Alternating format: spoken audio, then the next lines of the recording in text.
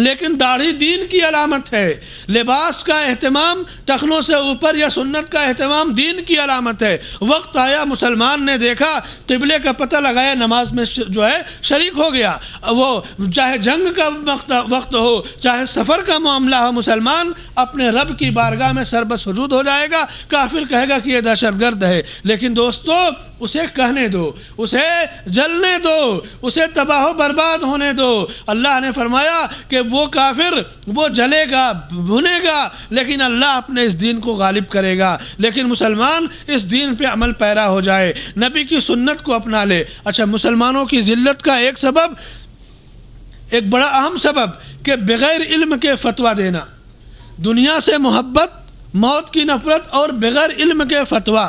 آج مسلمانوں میں ہر سال میڈیا میں ایک نہ ایک واقعہ ایسا آتا ہے کہ پوری مسلم قوم بدنام ہوگی، چاہے عورت کے الیکشن لڑنے کا مسئلہ ہو، چاہے وہ پچھلے سال اسی موسم میں ہندوستان میں عمرانہ کے کیس کا مسئلہ تھا، یا اس سے پہلے 2 فوجیوں کی بیویوں کا ایسے ہوتا ہے نا واقعہ۔ یہ کیا ہے؟ یہ سب کوئی نئی چیز نہیں ہے۔ اگر اللہ کی کتاب سے، نبی کی سنت سے فیصلہ لیا جائے تو پہلے ہی دن یہ شریعت کا فیصلہ ہے کہ عورت نہ تو الیکشن میں لڑ سکتی ہے، عورت کا اگر شوہر موجود ہے، زندہ ہے، تو اس سے کوئی دوسرا شادی کرے تو وہ نکاح باطل ہے۔ شوہر کا اگر عورت کا اگر اس کا سسر اس سے بدکاری کر دے تو نکاح فاسد نہیں ہوگا، کیونکہ حرام کاری حلال کو حرام نہیں کرتی، نکاح کے ذریعے اس نے اپنی بیوی کو حلال کیا، اب بدکاری سے اس کی بیوی حرام نہیں ہوگی شوہر پہ۔ یہ سب دین کے واضح اصول ہیں، بالکل گنجائش نہیں اختلاف کی۔ لیکن یہاں مسئلہ اپنے پیروں کا ہے، اپنی پگڑیوں کا ہے، اپنی کرسیوں کا ہے۔ اللہ کے نبی نے صاف فرمایا، جب قیصر و کسریٰ جو مشہور سلطنت تھی نا، بخاری کی روایت ہے کہ کسریٰ مر گیا تو صحابہ کرام نے خبر دیا کہ کسریٰ مر گیا۔ آپ نے فرمایا کہ اس کی جگہ اس کا حاکم، اس کی کرسی کا مالک کس کو بنایا گیا؟ تو صحابہ کرام نے کہا کہ اس کی بیٹی کو۔ اللہ کے نبی صلی اللہ علیہ وسلم نے فرمایا لَن يُفْلِحَ قَوْمٌ وَلَّوْا أَمْرَهُمْ امْرَأَةً، وہ قوم کبھی نہیں کامیاب ہو سکتی جو اپنا سربراہ کسی عورت کو چن لے۔ یہ تو نبی کا واضح فرمان ہے، تو تمہارے مفتیوں کا فتویٰ اس حرام کو حلال کر دے گا؟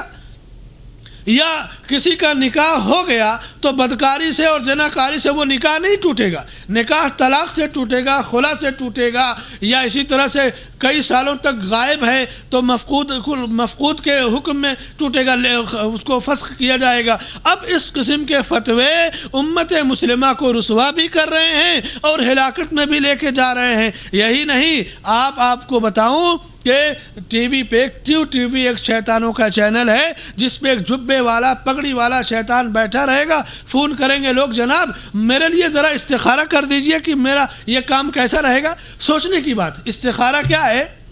استخارہ ایک نماز ہے، جیسے ظہر ہے، عصر ہے، فرض نمازیں ہیں۔ استخارہ ہے، صلاۃ الکسوف ہے، صلاۃ الحاجہ ہے، یا اسی طرح سے دوسری جو نمازیں پڑھی جاتی ہیں نوافل، استخارہ ہے۔ اللہ کے نبی صلی اللہ علیہ وسلم فرماتے ہیں جب تم میں سے کسی کو کوئی معاملہ پیش آئے اور تم اس میں فیصلہ کرنے کے میں پس و پیش میں رہو تو پھر کیا کرو؟ 2 رکعت نماز پڑھو اور اللہ سے دعا کرو، اللہم انی استخیرک و استقدرک بقدرتک، یہ پوری دعا پڑھو اور پھر اپنے کام کو کر گزرو۔ اگر وہ کام تمہارے لیے بھلا ہے اللہ تمہارے لیے پورا کر دے گا، برا ہے وہ کام نقصان دہ ہے، اس کام کو کرنے سے پہلے یا شروع بھی کرو گے یعنی راستے ہی میں رکاوٹ آ جائے گی، سمجھ جاؤ کہ میرے رب کی طرف سے یہ اشارہ ہے کہ یہ کام میرے لیے بھلا نہیں۔ یعنی بندہ اپنے معاملے کا فیصلہ اللہ سے طلب کرے۔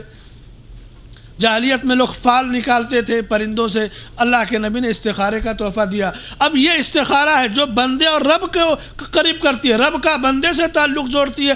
اب وہ جو پجاری مولوی کیوں ٹی وی پہ بیٹھا وہ استخارہ کر کے بتاتا ہے۔ سوچنے کی بات ہے، میں کہوں ذرا میرا روزہ بھی رکھ لینا، میں کہوں ذرا سا جاؤ میرے لیے ظہر کی نماز پڑھ کے آ جانا، یہ سب کرتے ہیں، سارے کام یہ کرتے ہیں صرف دنیا کے لیے، صرف مال کے لیے، صرف حرص و ہوس کے طور پہ۔ تو بغیر علم کے فتویٰ دینا یہ مسلمانوں کی تباہی کا سبب ہے۔ اور امت مسلمہ علم حاصل کرے، اور علم کیا ہے؟ اللہ کی کتاب، نبی کا فرمان، نبی کی سنت، یہ علم ہے۔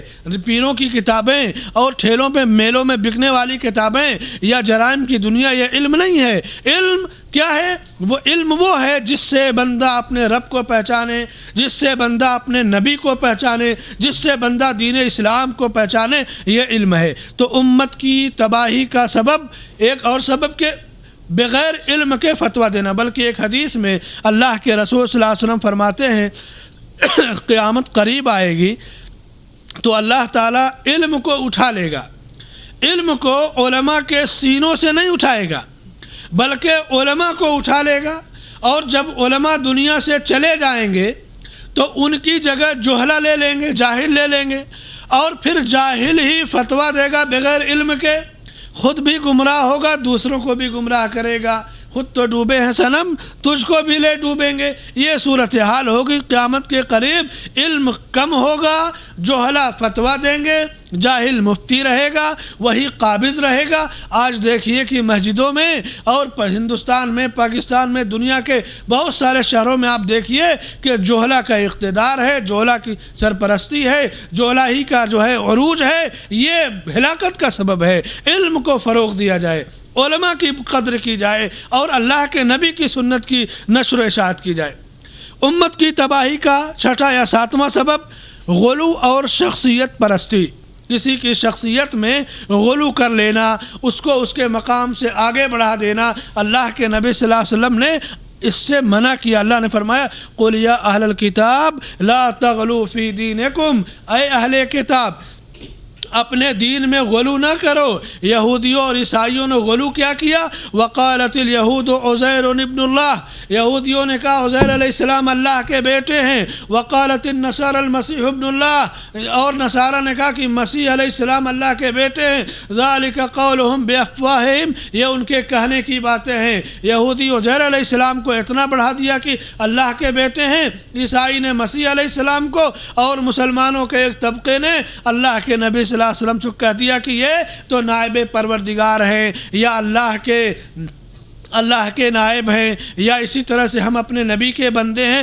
نہ جانے غلو کی کیا کیا صورتیں اپنائی گئی، بلکہ اللہ کے رسول صلی اللہ علیہ وسلم فرماتے ہیں کہ میں تمام اولاد آدم کا سردار ہوں، لیکن مجھے اس پر فخر نہیں ہے، اور میں اللہ کا بندہ اور اس کا رسول ہوں، بس تم مجھے کہو اللہ کا بندہ اور اس کا رسول۔ یہ ہمارے نبی کا فرمان ہے۔ لیکن آج مسلمانوں میں اپنے پیروں کی شان میں، اولیاء کی شان میں، صوفیہ کے ہاں جو اوتاد، اقطاب یا اولیاء کا جو سلسلہ ہے، اللہ اکبر، نہ جانے کیسی کیسی گمراہیاں ان کے اندر پائی جاتی ہیں کہ دنیا کے 4 اقطاب ہیں، دنیا پہ حکومت کر رہے ہیں، ان کا مرکز غار ہرا ہے۔ صوفیہ کے اندر میں جب گھسیں گے نا تو شرک کی ساری تباہیاں، ساری جو ہے برائیاں ان کے عقائد میں آپ پائیں گے۔ میرے بھائیو اور دوستو، غلو یہ امت کو ہلاک کر دے گی، غلو یہ امت کو تباہ کر دے گی، غلو امت کی ہلاکت کا سبب ہے۔ اللہ نے فرمایا قُلْ يَا أَهْلَ الْكِتَابِ لَا تَغْلُوا فِي دِينِكُمْ، اے اہل کتاب اپنے دین میں غلو سے کام نہ لو۔ یہ امت کی ہلاکت کے چند اہم اسباب کا میں نے سرسری تذکرہ کیا۔ ایک حدیث سنیے بخاری اور مسلم کی، حضرت ابو ہریرہ رضی اللہ عنہ فرماتے ہیں کہ اللہ کے نبی صلی اللہ علیہ وسلم نے فرمایا اجتنبوا السبع الموبقات، 7 ہلاک کر دینے والی چیزوں سے بچو۔ وہ 7 چیزیں جو تمہیں ہلاک کر دیں گی ان سے بچو۔ صحابہ کرام نے پوچھا اے اللہ کے نبی وہ 7 کون سی چیزیں ہیں جو ہمیں ہلاک کر دیں گی؟ آپ نے فرمایا کہ الشرک باللہ، پہلے نمبر پہ اللہ کے ساتھ شرک کرنا۔ شرک ہلاکت کا سبب ہے، دنیا میں بھی آخرت میں بھی۔ دوسرے نمبر پہ والسحر، جادو اگر کسی کے گھر کر دیا گیا، بیچارے کی زندگی پریشان ہو جاتی ہے۔ جادو دنیا میں بھی ہلاکت کا سبب ہے، اور خود جادوگر کی سزا ہے گردن مار دینا، تو جادوگر بھی مارا جائے گا۔ جس کے اوپر جادو کر دیا گا اس کی زندگی بیکار ہو جاتی ہے، وہ بھی ہلاکت کا سبب، معاشرے سے امن و امان چھن گیا۔ تو شرک اور جادو۔ تیسرے نمبر پہ ناحق کسی کو قتل کرنا، جب کسی کو ناحق قتل کرو گے تو اس کے ورثہ تمہیں قتل کریں گے، اور جب تلوار اٹھ جائے گی تو پھر میان میں نہیں آئے گی، یہ سلسلہ بڑھتے رہے گا۔ تو شرک ہلاکت کا سبب ہے، جادو ہلاکت کا سبب ہے، کسی کو ناحق قتل کرنا یہ ہلاکت کا سبب ہے، اور سود خوری، سود خور کبھی کامیاب نہیں ہو سکتا۔ بڑے بڑے کاروبار کر لے، بڑے بڑے فرم چلا لے، اللہ نے فرمایا کہ وہ لوگ جو سود کھاتے ہیں، سود سے نہیں رکتے، فَأَذَنُوا بِحَرْبٍ مِّنَ اللَّهِ وَرَسُولِهِ، کہہ دیں کہ اللہ اور اس کے رسول سے جنگ کے لیے آ جاؤ میدان میں۔ اگر جنگ ہو رہی ہو، ایک طرف سود خور ہو، دنیا کے سارے سود خور، دوسری طرف اللہ اور اس کے رسول ہو، کون جیتے گا؟ اللہ کی قوت سے بڑی کوئی قوت ہے؟ اللہ کے نبی سے بڑی کوئی کسی کی قوت ہے؟ اس لیے میرے بھائیو اور دوستو، سود ہلاکت کا سبب ہے، دنیا میں بھی اور آخرت میں بھی، یہ ہلاکت کا سبب ہے۔ اسی طرح سے یتیم کا مال کھانا، بلکہ سود خور کے بارے میں ابھی میں نے حدیث پیش کیا نا کہ 1 درہم سود کھانا 36 بار زنا کرنے سے جو ہے برا جرم ہے، بڑا جرم ہے۔ یتیم کا مال کھانا، اللہ کے نبی صلی اللہ علیہ وسلم فرماتے ہیں کہ اس زمین میں سب سے بہترین گھرانہ وہ ہے جس میں کسی یتیم کی پرورش کی جاتی ہو، اور سب سے برا گھرانہ وہ ہے جس میں کسی یتیم پہ ظلم کیا جاتا ہو۔ تو یتیم کا مال کھانا یہ امت کو ہلاک کر دے گا۔ یتیم کی جو آہ ہے، جو بد دعا ہے، وہ آسمان پہ جائے گی اور اللہ اسے ضرور سنتا ہے۔ اسی طرح سے میدان جنگ سے فرار اختیار کرنا، مسلمان ہے، جنگ میں گیا، جان بچانے کے لیے بھاگ گیا، تو یہ اس کی دنیا میں بھی ہلاکت ہے اور آخرت میں بھی ہلاکت ہے، یہ بہت بڑا جرم ہے۔ اسی طرح 7واں جرم، پاک دامن مومنہ عورتوں پہ تہمتیں لگانا، کیونکہ کسی پاک دامن مومنہ عورت پہ تہمت لگاؤ گے تو معاشرے کا امن و امان، عزت و آبرو تباہ و برباد ہو جائے گی، تو معاشرے میں خون خرابہ اور دنیا کی برائیاں ہوں گی۔ تو 7 مہلک چیزیں، شرک باللہ، جادو، خون ناحق، سود خوری، یتیم کا مال کھانا، میدان جنگ سے فرار اختیار کرنا، پاک دامن مومنہ عورتوں پہ کوئی تہمت لگانا، یہ چیزیں امت کی ہلاکت کا سبب ہے۔ اسی طرح حق کا یا اہل حق کا مذاق اڑانا، مال و دولت کے نشہ میں چور ہو کر کے اللہ کی ناشکری کرنا، اسی طرح حلال کو حرام یا حرام کو حلال کرنا، اللہ کے ناموں میں کجروی اختیار کرنا، اللہ کی طرف جھوٹی باتیں منسوب کرنا، اللہ کی بھیجی ہوئی رسالت کا انکار کرنا، تقدیر کا انکار کرنا، زمانے کو برا بھلا کہنا، اللہ کے اولیاء کو قتل کرنا، حسب نسب میں طعن و تشنیع سے کام لینا، یا اسی طرح علم نجوم یا جادو ٹونا یا ٹوٹکا، یا معاشرے میں فحاشی یا برائی، یا باپ دادا کی اندھی تقلید، یہ وہ اعمال ہیں جو بندے کی ہلاکت کا سبب ہیں۔ آج امت مسلمہ کی جو تباہی و بربادی ہے، یہ کسی ایک جرم کا نتیجہ نہیں، بلکہ اللہ نے فرمایا ظہر الفساد فی البر والبحر بما کسبت ایدی الناس، زمین میں، خشکی اور سمندر میں جو فساد پھوٹ پڑا ہے یہ لوگوں کے کردار کا نتیجہ ہے۔ وما اصابکم من مصیبہ فبما کسبت ایدیکم ویعفو عن کثیر، تمہیں جب بھی کوئی مصیبت آتی ہے تو تمہارے کردار اور کرتوت کا نتیجہ ہوا کرتی ہے۔ اللہ تو بہت بڑی بڑی چیزیں، بہت زیادہ چیزیں معاف کر دیتا ہے۔ شاعر کہتا ہے کہ جب میں کہتا ہوں کہ اے اللہ میرا حال دیکھ، جب میں کہتا ہوں کہ اے اللہ میرا حال دیکھ، حکم ہوتا ہے